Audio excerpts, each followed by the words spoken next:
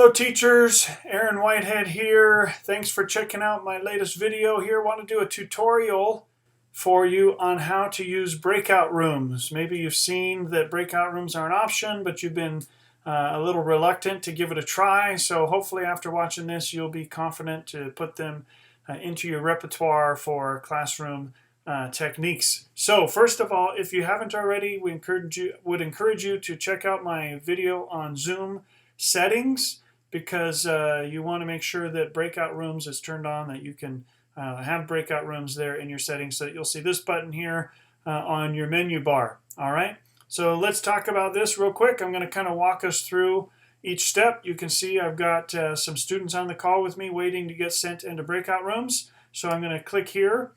This first dialog window asks me to choose how many rooms I want and tells me how many participants that will mean in each room. And then also asks me if I want to sort them automatically or manually, okay?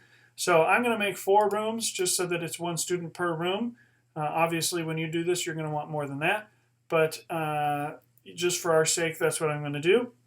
And then I'm going to actually do manually so you can see how that process works. Automatically is nice too, because if you don't care who's with who, you can quickly sort them. And it may also...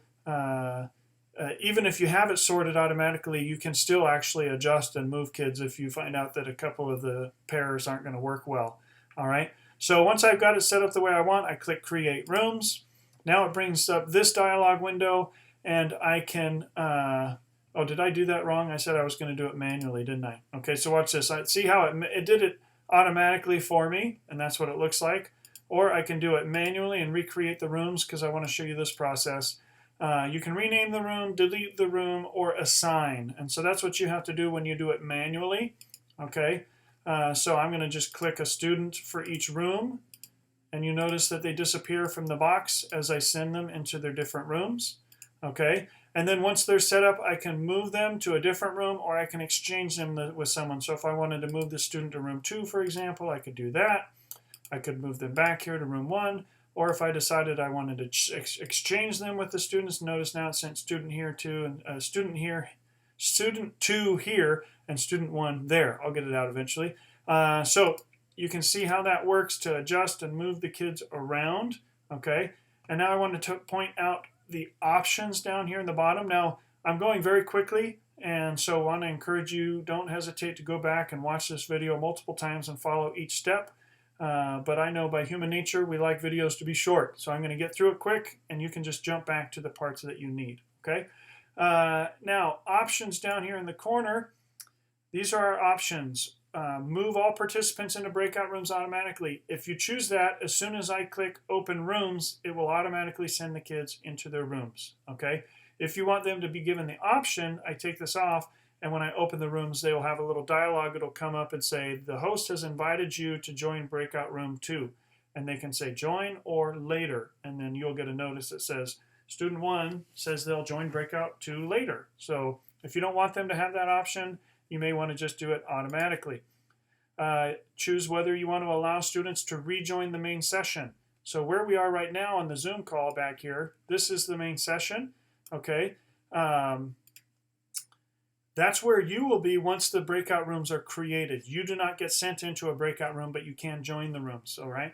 So you can allow the students to rejoin you in the main session, or if you want them to stay in their breakout rooms, you can take that off, okay? Breakout rooms will close automatically after, and you can set this time. Right now I have it set to 3 minutes. You can adjust that to however long you want it to be, or turn it off and just have them stay open indefinitely. When this is on, it puts a little countdown timer up here so the students know how much more time they have. You have this option to be notified when the time is up. So what that'll do is it'll actually send you a little message and say time is up. Do you want to keep the rooms open, or do you want to close them now? So if you want them just to close automatically when the time gets up and send them back to the main session, you should have this off. But if you want to be able to decide if maybe to extend the time, you can click this and it'll allow you to have that option.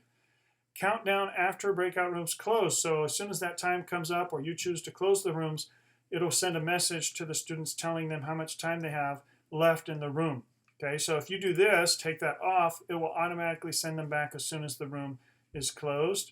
Or if you want to give them some time so they have a warning, You can choose how many seconds, 10, 15, 30, 60, or 120. So those are your options for the breakout rooms, okay? After you've created them, you could, like I did earlier, if you need to make adjustments or you want to resort them, you can sort them again by doing automatically and recreate rooms, and it'll sort them all out again. Or you can add a room, and now here you're going to do this. Once you're ready to go and everybody's sorted, you're going to click Open All Rooms, okay? A couple of things to keep in mind for this before we open all rooms. First of all, you cannot create breakout rooms until students are on the call. That means you need to anticipate what you're going to have them doing while you're creating the breakout rooms.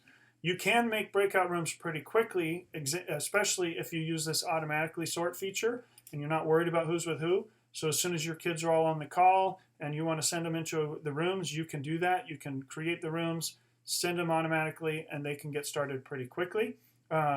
But you cannot create the rooms till they're on the call. So keep that in mind. You can't do it ahead of time. All right. Another thing to keep in mind is you cannot necessarily communicate with the kids very easily once they're in the room. So I want to point out before you open the rooms, if there's some questions or something you want them to discuss, a good idea is to type them into the chat to everyone before you send them. Okay, notice I just click that little chat button, open my chat window over here. I would type whatever, say it's 2 or 3 questions that I want them to discuss. I type them in there and I send it. That's going to now stay in their chat when they go into the breakout rooms. If I open the rooms and try and chat, it won't work. There is an option once the rooms are open to broadcast a message to everyone, but I found that it's not really helpful because the message has to be pretty short. It only shows up for 10 seconds at the top of their window. And if it's too long, they can't read the whole thing. So not a good place to put your discussion questions or anything like that. I encourage you to do it in the chat before you send them into their rooms, okay? A couple of things there to keep in mind. All right. We are now ready, so I'm going to click this Open All Rooms, and we're going to watch as our students now disappear from our screen. They are now sent off into their rooms, so there they go. Now I have the option here from the main session to just stay in the main session. My countdown timer's going, or I can join the rooms. If I click any one of these, it'll take me into those rooms. I mentioned earlier this broadcast a message to the whole group. You can do that here, and it'll send a message to everybody. If you decided, oh, wait, I messed up and I want to close all the rooms, you can do that. It'll bring everybody back. It will give them, like we set up that 15-second countdown. It will do that. But let me show you what happens. I'm going to jump into room 1 just so you can see, you want to observe what's going on in the students. So this is what it looks like when you join. I'm going to say yes. It takes a second for me to be sent over into the new room. And now here I am with student 1 in room 1. Now, something to keep in mind while you're in here. Notice, normally when I'm the host, I can mute and unmute students. I don't have that option anymore. Breakout rooms, it's a little bit of a free game in terms of the how students engage in that time, okay, and what they do in there. So there is a little bit of that variable to keep in mind to make sure you want to set some clear expectations for them of what's expected when they're in the breakout rooms. I do have the option to remove a student, so if I show up and they're messing around, I can kick them out of the call. There are some things I have the ability to do, but I can't unmute. They have the ability within the rooms to do their own muting and unmuting, okay? Now from here, if I open the breakouts, I can quickly leave this room and go to another room. So this is now going to take me into breakout room 2. So I can jump in here with the students and see how things are going, make sure everybody's doing okay, and continue to kind of make my way around into the different rooms if I so choose. Okay, when I'm ready to go back, I could click here and click Leave, or I can click this blue Leave button in the corner. I'm going to show you this one because there's something I want to point out. If I click here, I need to be very careful I don't click this End Meeting for All button. That would be bad because that will end your entire class. So you want to make sure you click Leave Breakout Room. Okay, that's going to send us back into the main session.